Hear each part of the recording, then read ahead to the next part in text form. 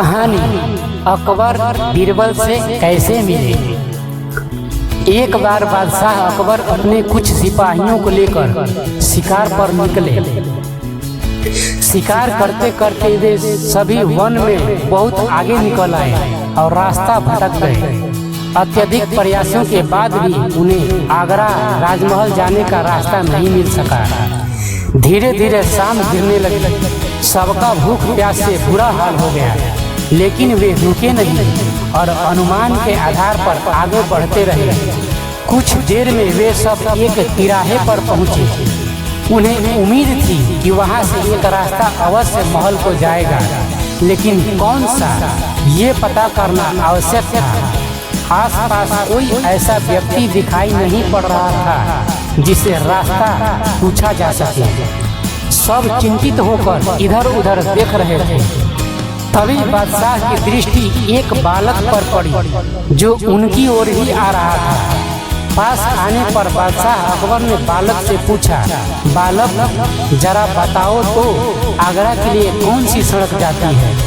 बादशाह का प्रश्न सुनकर बालक हंस पड़ा और बोला, महाशय सड़क कहीं नहीं जाती, जाना तो आपको ही पड़ेगा।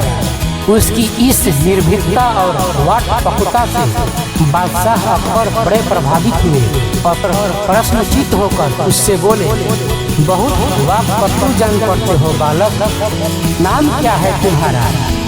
मेरा नाम महेश दास महाशय। और आपका नाम। बालक ने तपाक से उत्तर देते हुए प्रश्न भी कर दिया। मुस्कुराते हुए अकबर ने उत्तर दिया, तुम हिंदुस्तान के बादशाह अकबर से बात कर रहे हो। जानकर बालक ने सिर झुकाकर बादशाह अकबर का अभिवादन किया। अकबर ने अपनी उंगली से हीरे की अंगूठी निकालकर बालक को दे दी और बोले, बालक हम तुम्हारी वाकपटुता और निडरता देखकर बहुत खुश हैं। हमारे राजमहल आना और ये अंगूठी हमें दिखाना, हम तुम्हें तुरंत पहचान जाएंगे और इनाम देंगे। चलो अब बता दो कि आगरा जाने का रास्ता किस ओर है। बालक ने अंगूठी दी और आगरा जाने का रास्ता उन्हें बता दिया।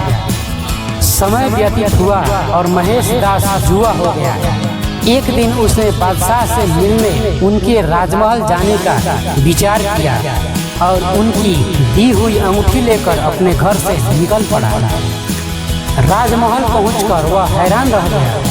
कीमती पत्थरों से निर्मित बेहतरीन नक्काशी से सज्जित आलीशान राजमहल देखकर उसकी आंखें फटी की फटी रह गई। कुछ देर राजमहल को निहारने के बाद जब वह अंदर जाने को हुआ तो द्वार पर खड़े दरबान ने उसे रोक दिया। रुको, ऐसे कैसे अंदर चले जा रहे हो।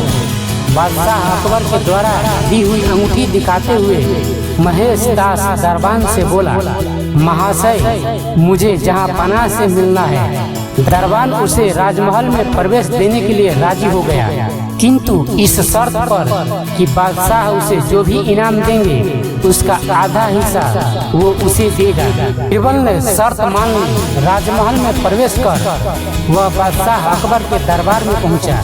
बादशाह सलामत को सलाम करने के बाद उसने उन्हें अंगूठी दिखाई, जिसे पहचान कर बादशाह बोले, अरे तुम तो वही बालक हो जिसने हमें रास्ता बताया था।